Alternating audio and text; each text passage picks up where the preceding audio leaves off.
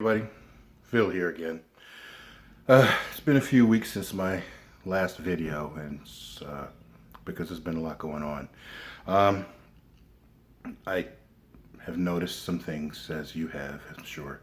A lot of things in current events. This latest thing I want to make a commentary on. In fact, I wrote this down in response. I was going to send a response, but I think I decided to read it instead, and maybe let the person see the video. If something you may be interested in as well. It just pains me sometimes when I see politicians. Oh my goodness. Well, let me just read it to you, okay? And I think those of you who've been keeping up with current events, you'll know what I'm talking about. So then, I just titled this "Regarding Politicians in the Bible." There is an issue, controversy, and angst over the Bible in the political arena. God's written word is not the strong suit of anyone deeply or even incidentally involved in politics. Matter of fact, here we go. There's a politician governing over one Northeast state who criticized another politician for posing for the cameras while holding a Bible. In his criticism, he said the words, "In my state, we read the Bible." Yeah, he said that while holding a Bible as he posed for the cameras. Then he opened that Bible and quoted, not read, but quoted certain select passages while just barely glancing at the Bible. Ooh, you read the Bible? Ooh, look, somebody knows how to read the Bible and quote the scriptures. Must be on the side of righteousness. Well, wait. There's somebody else who knows how to quote Holy Scriptures too. He was quoting, I think, Psalm. Yeah, the 91st Psalm, verses 11 and 12. Let's see. Let's read that, shall we? The 91st Psalm, verses 11 and 12. Now, I don't have the physical Bible. I have Bible Hub. I'm tapping in quickly as I go. But it says there, see if this sounds familiar to any of you Bible readers. "For he will command his angels concerning you to guard you in all your ways. They will lift you up in their hands so that you will not strike your foot against a stone." Sound familiar, anybody? Yeah. That was, let's see, that passage where he was quoting was found in Matthew, the 4th chapter, verse 6, was it? Yeah, chapter 4, verse 6. Who was that? That was Satan speaking to the Son of God, quoting Scripture. So, you can quote Scripture. So what good is quoting Scripture? It's applying it that counts. And, of course, the Son of God corrected him on that one and told him about it. So, you can read Scripture. You can quote Scripture. Live by it, though. That's what counts. See, there's a word in the Bible. The same Bible that the politician had in his hand, yeah. Jesus used that word when he was talking to the political leaders of his day. That word, hypocrite. So now I want to read a couple of passages. I'm going to actually read them from the Bible that the politician didn't quote. Let's go to Luke chapter 6. We're going to go to chapter 6, verse,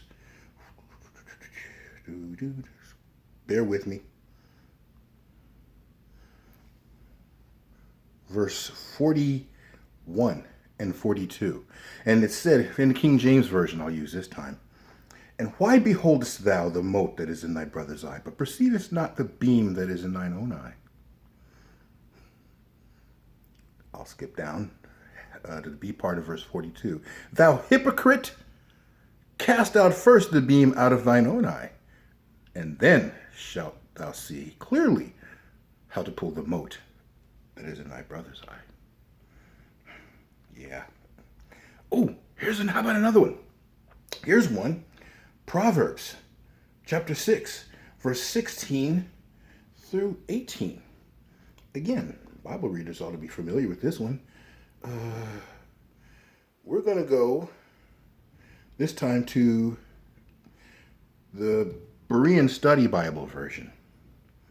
This says from Proverbs chapter 6, okay, pay attention, verse 16, we'll start there. There are 6 things that the Lord hates, 7 that are detestable to him: haughty eyes, a lying tongue, hands that shed innocent blood, a heart that devises wicked schemes, feet that run swiftly to evil, 6, a false witness who gives false testimony. Something. One more that wasn't quoted or cited is Galatians, the 6th chapter. We're going to use let's stick with the Berean Study Bible. Galatians, the 6th chapter. And we're going to go to verse 7. It says there, "Do not be deceived. God is not to be mocked. Whatever a man sows, he will reap in return." Now then, that said, there's another politician who is in a neighboring state. It's the one I live in, by the way. Starts with the same 3 letters as the other one.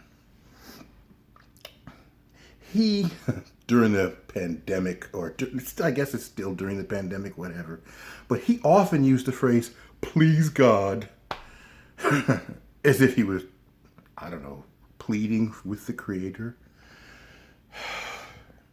He followed the lead of his colleague in the neighboring state and issued an executive order regarding long-term care facilities, like nursing homes. Yeah, these orders and mandates resulted in a great number of deaths in those facilities. Yeah. However, excuse me, not only did both men seek to cover up the fact, they each used the resulting inflated death toll as an excuse to continue or extend their seditious policies. Yeah, the shutdown policies. Look that up too. I did say seditious. Yeah, I know what I'm saying. I meant that. These policies and edicts of these governments have nothing to do with the virus, and everything to do with reducing the self-confidence, the self-confidence, destroying the stability, reducing the physical strength, eliminating the spirituality, disrupting the family continuity, wiping out the self-reliance, and the tearing apart of the social fabric of the very people which they claim to serve. They seek to replace any and all Bible-based strong values with strong or even total dependence on the government. A government that robs us of our livelihoods, our health, our food, and our freedoms, all in the name of saving us. While these politicians have a blindly loyal fan base who praise them for every deed and misdeed, I must defer again to the word of the very God that they claim to serve. In Galatians, God is not to be mocked. With that said, I'm posting this video. I have 2 channels. I'm going to post this video on both. I'm small fries. I don't have a studio. I don't do any fancy editing or music or any of that stuff. Very boring, I guess I could be called. And I'm going to put my glasses back on because, hey, people used to see me with my glasses there. Yes, it is, Phil. It is. With that said, I don't ask for likes, subscribes, or shares. Again, I'm small. I don't mind being small. I'm fine with that.